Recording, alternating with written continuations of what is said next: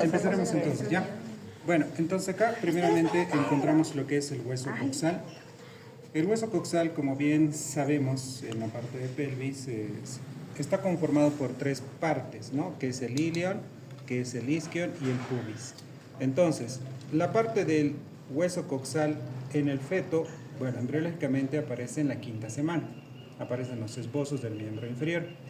Y desde ahí es donde se divide en tres partes, que es el ilion, el isquion y el pubis, que van a estar separados, pero luego se van a unir los tres por un cartílago trirradiado que es en el acetábulo.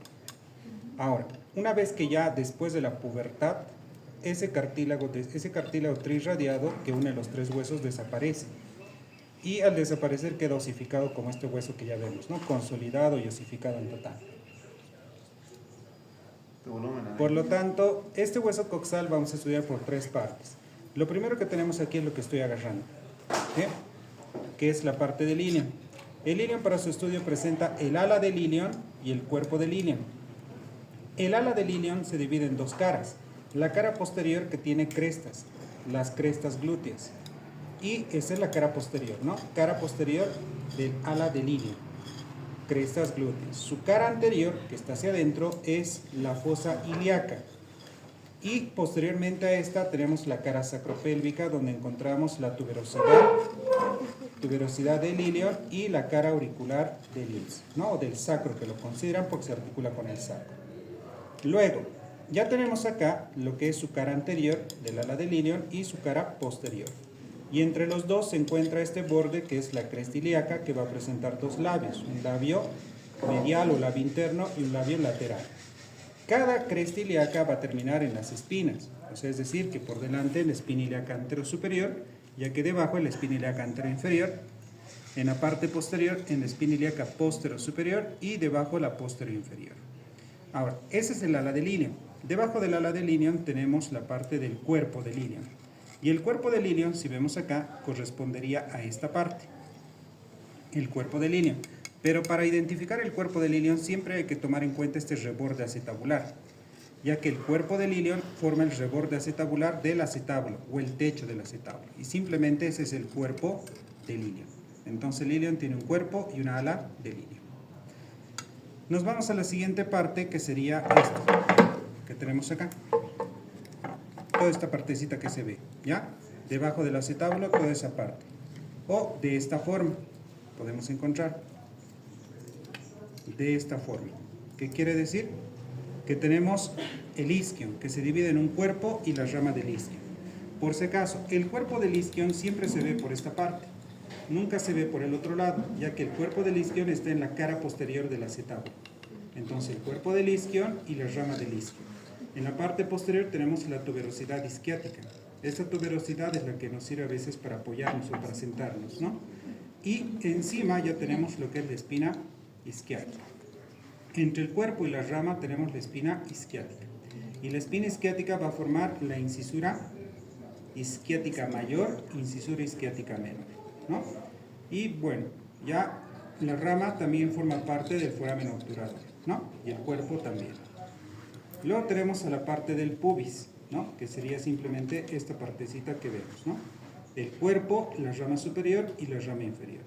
El cuerpo del pubis es aquel que va a presentar una carilla para que se articule con el homólogo del lado opuesto. Y este cuerpo en la parte superior va a presentar una cresta, que es esta de acá, que es la cresta del pubis. Y lateralmente a la cresta, que es esta de acá, se llama el tubérculo del pubis, ¿no? Donde se inserta el ligamento inguinal.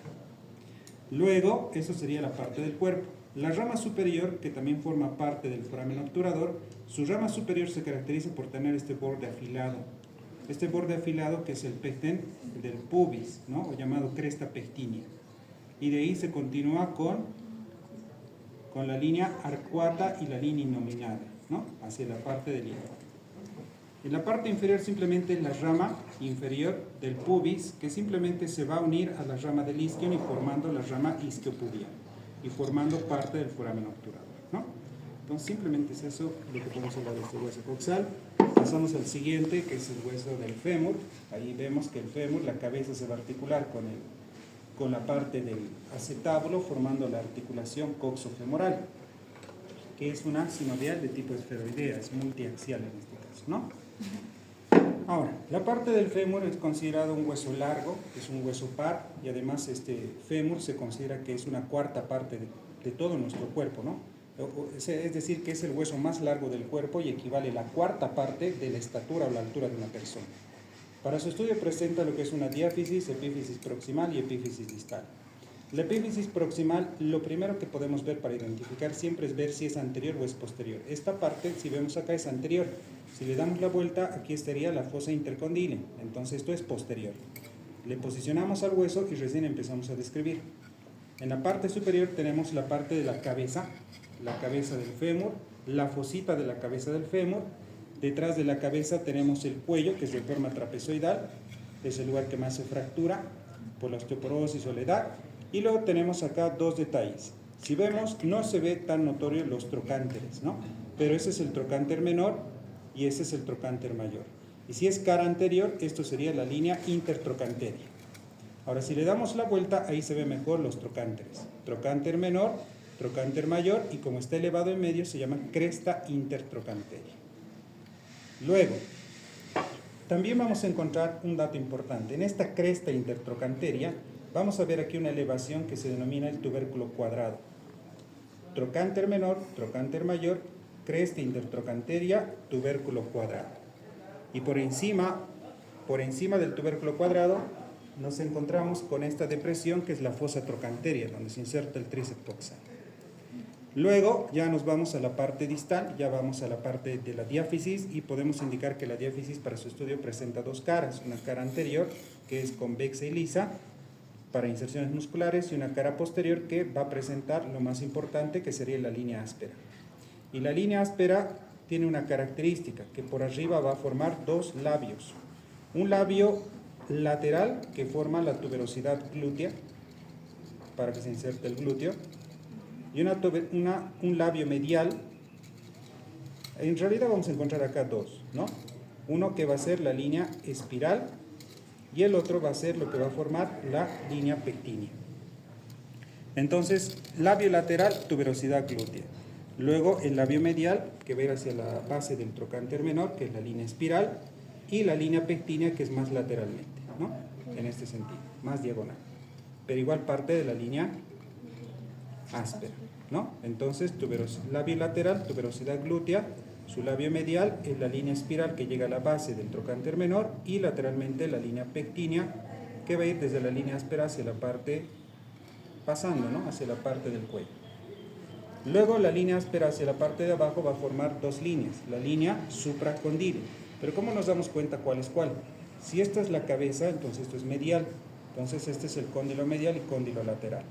Entonces la línea áspera va a presentar una línea supracondilia lateral que termina en el cóndilo lateral del fémur, una línea supracondilia medial que va a llegar hacia el cóndilo medial del fémur.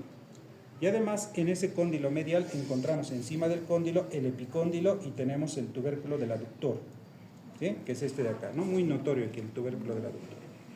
Y entre las dos, entre la línea supracondilia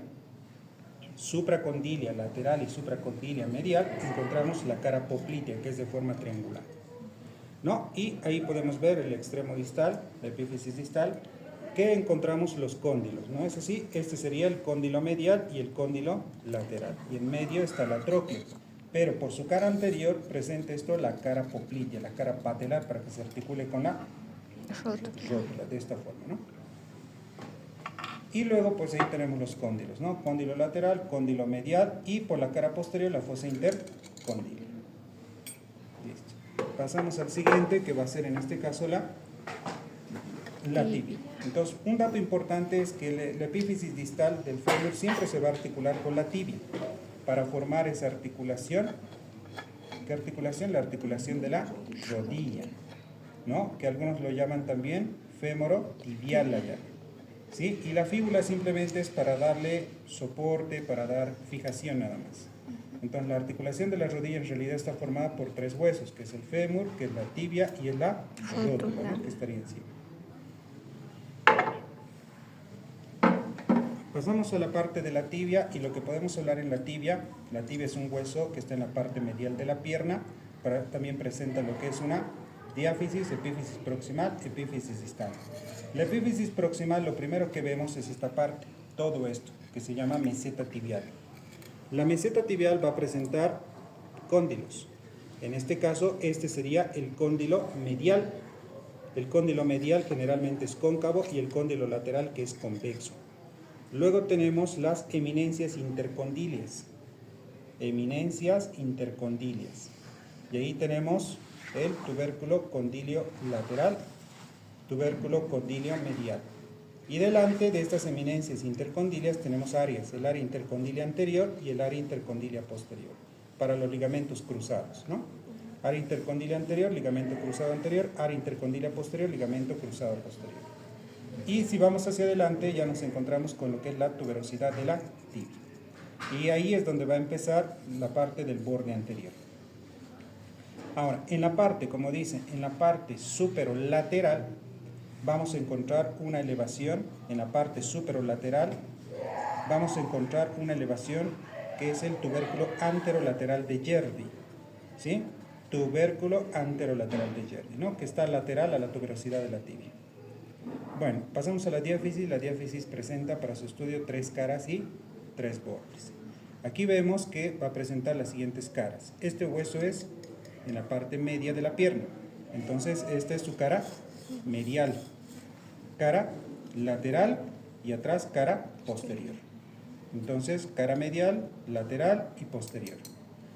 Luego, encontramos acá lo que es, por ejemplo, ¿para qué sirven las caras? Para inserciones musculares. Excepto que en la cara posterior algo relevante que tiene es la línea del sóleo, ¿no? La línea del sóleo y el foramen nutricio. Luego los bordes. Aquí tenemos el borde anterior que se extiende desde lo que es la tuberosidad de la tibia y va a terminar en la parte del maleolo. Luego tenemos el borde, si ese es borde anterior, aquí tenemos el borde lateral. Y el borde lateral es llamado interóseo porque se va a insertar la membrana interósea, ¿no? Y este sería el borde lateral, ¿no? O sea, sería borde anterior, borde medial y borde lateral sería, ¿no? En este caso. Y la epífisis distal, pues simplemente tenemos a lo que es el maleolo, tenemos acá la fisura, aquí tenemos la escotadura o fisura. ¿Fisura? ¿Qué huesito es este? Peroné. Peroné, pero también se le llama fíbula. Entonces, ¿qué fisura es? Fisura o escotadura fibular, porque ahí es donde se va a articular con la fíbula en este caso. Es decir, que van a ser de esta forma, ¿no? Ahí, ¿no? Así. Entonces va a ser la incisura o escotadura fibular que tiene por acá abajo. Y por arriba simplemente una carilla, ¿no? Para que se articule con la fíbula en esta parte. Bueno, y otro dato también es que por su cara inferior presenta una cara articular, que esta se va a articular con lo que es el talus o el astrágalo en este caso, ¿no? Entonces ahí tenemos esta parte del astrágalo y esta carilla pues va a hacer que ingrese dentro, ¿no? De esta forma. Y ojo que va a formar el arco en mortaja en este caso, ¿no? Que vamos a ver que cuando se articula con este huesito de esta forma, miren, se ve como un pequeño arquito que se va a llamar el arco en mortaja, que es para la articulación del tobillo. Bueno, eso es simplemente la tibia. Nos vamos a la fíbula. La fíbula principalmente para su estudio, ¿qué es lo que va a presentar? La fíbula lo que va a presentar en su característica también es una diáfisis, epífisis proximal, epífisis distal. ¿Y qué tenemos en la epífisis proximal? Tenemos la parte de la cabeza, el vértice, la cabeza y el cuello de la fíbula y tenemos su carilla articular. Hacia abajo, su epífisis distal, solo vamos a encontrar la parte del maleolo, nada más. Y luego vamos a ver también sus caras. ¿Cuántas caras tiene? Si este es un hueso que está en la parte lateral de la pierna, entonces ¿cuántas caras tiene? Cara lateral, cara medial y cara posterior. Por atrás. ¿Sí? De la misma forma, borde anterior, borde medial y borde lateral, que es delgadito acá, ¿no? Que va a ir hacia la parte del maleolo. Bueno, en la cara posterior siempre vamos a encontrar lo que es el foramen nutricio, ¿ya? Siempre encontramos en su cara posterior, foramen nutricio. Y nos vamos a la parte de los huesos del pie. Los huesos del pie Pues, por favor. Vamos a poner entonces estos dos huesitos. Estos dos huesitos que son súper claves. Pero antes, los huesos del pie. Por último hacemos esto. Ahí está, gracias. Entonces, aquí tenemos la parte de los huesos del pie. Y primeramente los huesos del pie se van a clasificar en tres zonas, que es el retropié, el medio pie y el antepié. El retropié solamente está formado por dos huesos, que es el talus o el astrágalo que se le llamaba, y el calcáneo por debajo, que forma el talón. El medio pie va a estar formado por lo que es el navicular, el cuboides, los tres cuneiformes, medio pie. Y el antepié, que va a estar formado por los 5 metatarsianos y las 14 falanges, ¿no? O en total podemos decir retropié, medio pie y antepié, ¿no? Ahora, si nos vamos a la parte del retropié, vamos a encontrar estos dos huesos, que es el talus por arriba y el calcáneo por abajo. ¿Cómo se vería el talus por arriba? El talus aquí lo tenemos y aquí tenemos el calcáneo.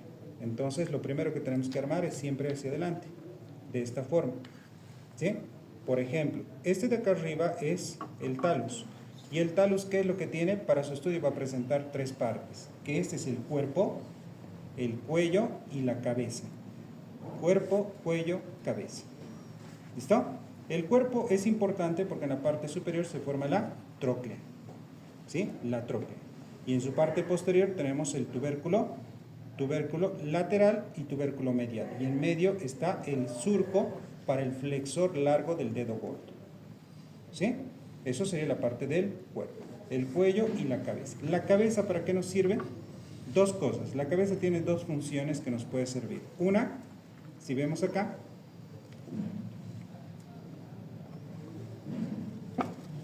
una es que esta cabeza se va a articular con este hueso que es el navicular. Entonces esta cabeza se articula hacia adelante con el hueso navicular, ¿sí? Y dos, esta cabeza va a estar sujetada en este huesito, en esta parte que se llama el sustentáculo del talis o talus. Sustentáculo del talus que sirve como una plataforma para que la cabeza ingrese en esa plataforma. Si no hubiera este sustentáculo, la cabeza se entraría y todos caminaríamos deformadamente. Entonces, el sustentáculo lo que hace es sujetar a la cabeza del talus, ¿no? De esta forma. ¿Sí? Bueno, ese es el talus.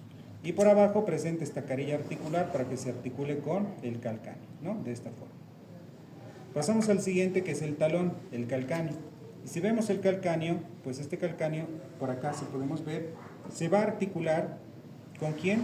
Con el cuboides, ¿sí?